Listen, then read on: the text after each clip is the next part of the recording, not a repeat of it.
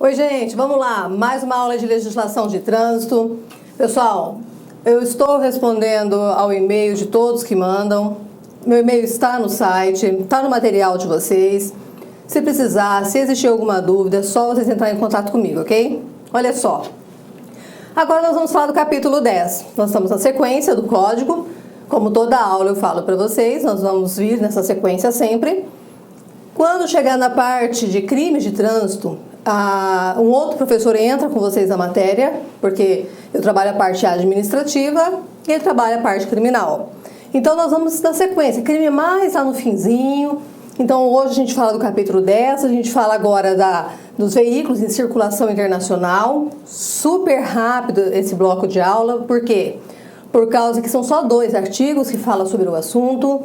Então, é bem básico mesmo, vocês vão ver que é bem rapidinho para a gente eliminar este capítulo, né? Quando a gente fala capítulo, parece que vai ser muita coisa.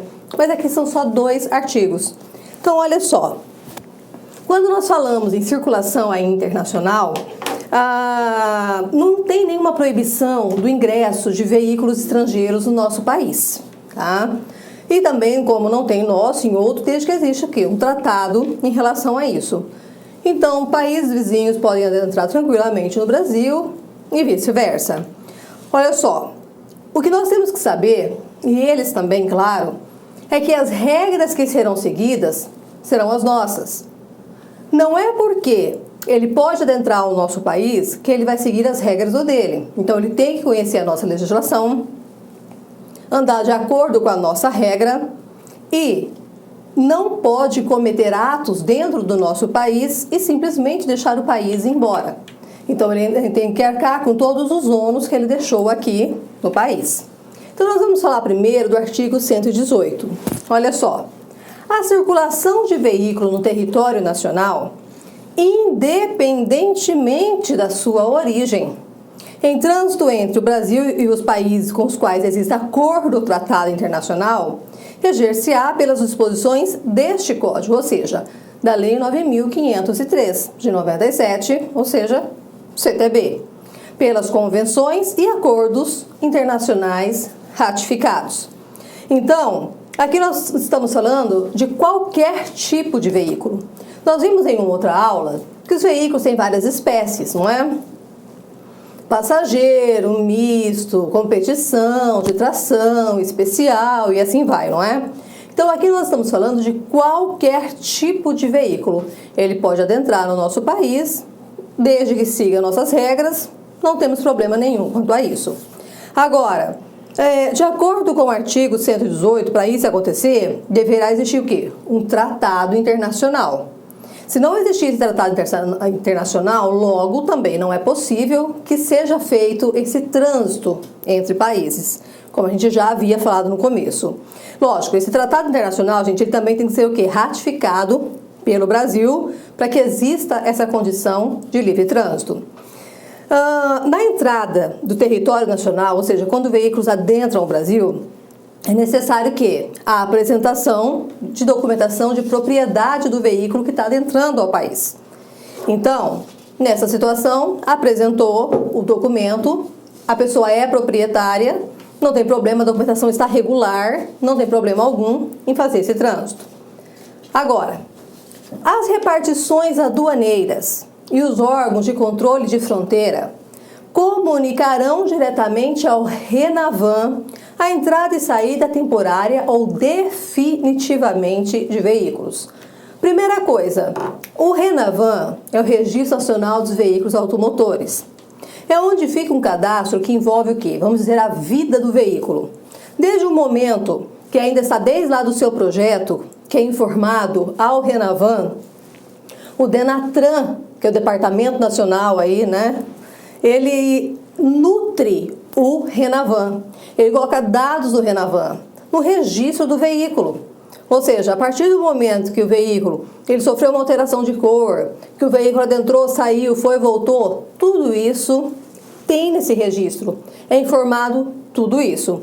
Então, lembre-se que o RENAVAN é o Registro Nacional dos Veículos Automotores. Igual o RENACH, como nós vamos ver ainda um pouco mais na frente em capítulo da parte da habilitação, é o Registro Nacional dos Condutores Habilitados. Então, olha só, é indispensável, a gente tem que lembrar isso, é indispensável a comunicação da entrada e saída de veículos no território nacional, ou seja, diretamente ao RENAVAN. Qual é a finalidade disso? É ter um controle fiscalizador sobre esses veículos. É saber a condição que está, quantos estão, quantos são de outro país e adentrou. Então, você tem que ser informado sempre ao RENAVAN. No parágrafo único, diz o seguinte: os veículos licenciados no exterior não poderão sair do território nacional sem prévia quitação de débitos, de multa por infrações de trânsito e o ressarcimento de danos que tiverem causados a bens do patrimônio público, respeitado o princípio da reciprocidade. Quando colocar para vocês uma situação dessa, esse parágrafo único, e perguntar qual é o princípio que rege o parágrafo único do artigo 119 em relação a essa circulação internacional, nós temos que lembrar que é o princípio da reciprocidade. Isso já foi objeto de prova e é importante nós lembrarmos a respeito disso. Olha só, claro que o pagamento de débitos devem existir, porque senão seria fácil. Outro veículo licenciado em outro país adentra ao Brasil, faz infrações, ou seja, acaba com o patrimônio público, faz o que tem que fazer e volta para o seu país. Quando ele volta, ele deixa o quê? Ele deixa toda uma obrigação para trás. Então, a partir do momento que não tem como se satisfazer essa obrigação, lógico que existe uma parte perdida, onerosa para o Brasil. Então, os nacionais, os veículos nacionais que saírem, eles não têm problema, ou seja, de não ter multas pagas, por exemplo.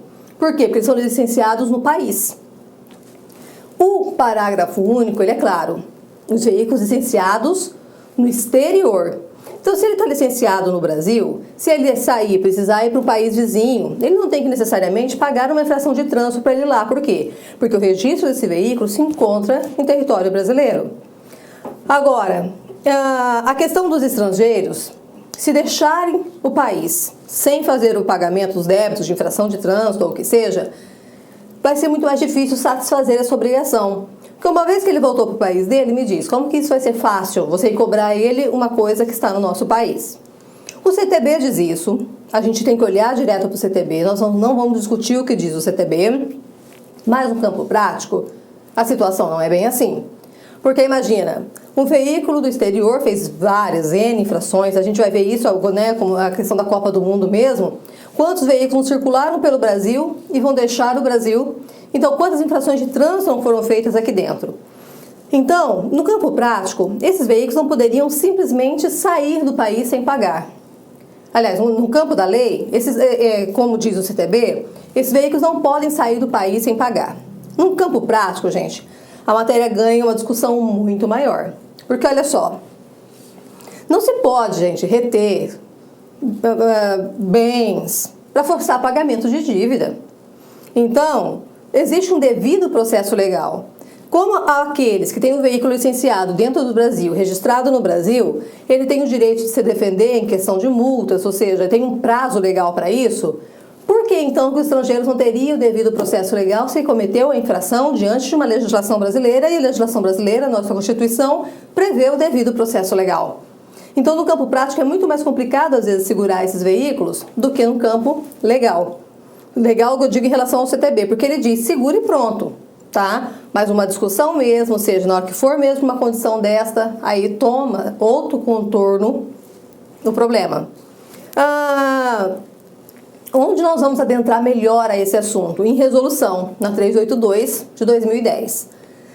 Tá certo que eu não vou adentrar nela, não vou comentar ela, não vou aprofundar, como eu disse e sempre digo em todas as aulas. Nós só vamos aprofundar em qualquer tipo de situação, uma vez que a gente precisar disso. Ou seja, se o seu edital, ele vier e disser para nós, olha, vai cair sim a resolução 382 para essa turma desse edital, ou seja, desse DETRAN, ou para esses agentes de trânsito. Então, em primeiro momento, só saiba que tem uma resolução que ela consegue regulamentar essa situação, ela consegue abrir mais a visão para essa condição do trânsito internacional, que no caso seria 382. Em primeiro momento, a gente encerra esse capítulo, que, como eu disse, ele é bem breve, não vi muito até hoje ser cobrado de vocês em prova.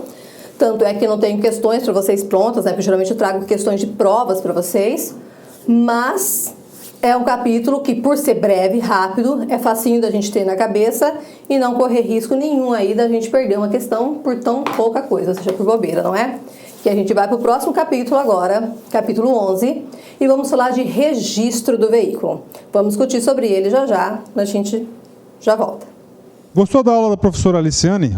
Top de linha, não é isso, gente? Quer continuar assistindo a videoaula da professora Aliciane e muito mais, o curso dela completíssimo? Então eu convido você a acessar o nosso site, o lacconcurso.com.br, e se matricular no nosso curso chamado Legislação de Trânsito Total. Este curso, super completo e atualizado, é composto por 3 módulos. O módulo Legislação de Trânsito 2014, que a professora gravou e atualizou este ano. Todos os anos, isso aqui já é regular, a professora atualiza esse módulo dela aqui conosco. Direção defensiva e resoluções de trânsito. 3 módulos por apenas R$ 60,00, 60 dias de acesso, ou seja, R$ 1,00 por dia, e a carga horária é mais de 34 horas. Tá certo, meus amigos? Então, venha se matricular conosco, o melhor custo-benefício da internet. Eu tenho certeza que você não irá se arrepender. Forte abraço, fique com Deus. Tchau, tchau. Clique lá.